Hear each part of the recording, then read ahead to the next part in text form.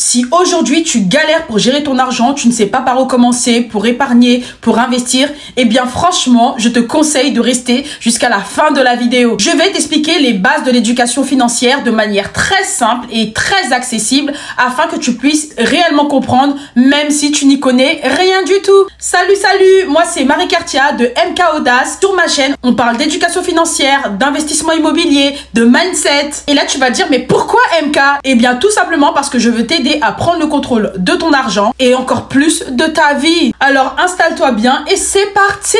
Alors avant de commencer, je vais t'expliquer pourquoi l'éducation financière c'est important pour toi. Si aujourd'hui tu ne sais pas gérer ton argent, eh bien ce n'est pas de ta faute. On a fait des années d'études mais personne ne nous l'a réellement appris. Mais la vérité c'est que sans éducation financière, tu peux bosser toute ta vie et vraiment ne jamais être libre financièrement. Et là tu vas me dire mais pourquoi MK? Eh bien tout simplement parce que l'argent, soit c'est toi qui le contrôle ou bien c'est lui qui te contrôle. Si tu ne sais pas où va ton argent tous les mois, si tu vis au jour le jour sans plan, un jour ou l'autre, eh bien crois-moi, tu risques d'être dans la galère. Et ça, on veut éviter. Je vais maintenant te donner les 4 bases de la gestion de l'argent. Dans un premier temps, on a le revenu. Le revenu, c'est l'argent que toi, tu gagnes tous les mois. Ça peut être un salaire, ça peut être un loyer que tu perçois, ça peut être le chiffre d'affaires de ton business. Ensuite, dans un deuxième temps, on a les dépenses. Et ça, c'est tout ce que tu payes. On parle de ton loyer, on parle de ton abonnement à la salle de sport, on parle de ta facture énergie, tout ce que tu payes tous les mois. En troisième temps, on a l'épargne. L'épargne, c'est ce que tu mets de côté tous les mois pour les imprévus ou bien même pour des projets à court ou à moyen long terme. Et enfin, en quatrième point, on a l'investissement. Parce que comme je te disais tout à l'heure,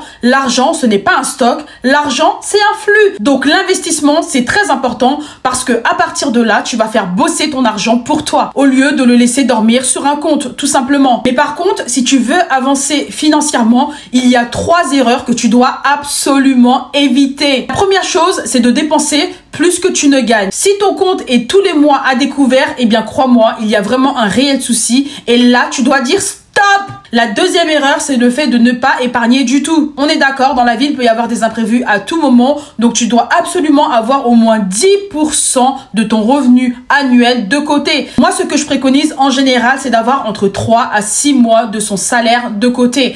Aujourd'hui, si tu gagnes 2 000 € par mois, tu dois avoir au moins 6 000 € de côté minimum ou bien 12 000 € maximum. Ça veut dire que demain, je sais pas, tu as un problème avec ta voiture, tu as un problème avec ta machine à laver, tu ne dois pas te retrouver à faire un crédit pour réparer ta voiture ou bien faire un crédit pour acheter une machine à laver. Non, tu vas utiliser ton épargne de précaution pour pouvoir pallier à cette panne. La troisième erreur, c'est de penser que l'investissement, c'est pour plus tard. Plus tu commences tôt, plus ton argent travaille pour toi. Et c'est une réalité, les gens. Si tu veux poser des bases solides pour ton avenir financier, voici 3 actions que tu dois absolument faire dès aujourd'hui. La première chose, tu prends un cahier et tu notes toutes tes dépenses du mois dernier. Il faut que tu saches où va ton argent. La deuxième chose à faire, c'est de te fixer un objectif d'épargne. Je ne te dis pas d'épargner 100 €, 500 € par mois. Mais si tu arrives petit à petit à mettre un peu de côté tous les mois en commençant par 20 €, 50 € par mois, eh bien c'est très bien, ma belle. La troisième chose à faire, c'est de te renseigner ou bien même te former sur les différents investissements qu'il existe. Renseigne-toi sur les investissements immobiliers, les investissements sur les marchés financiers.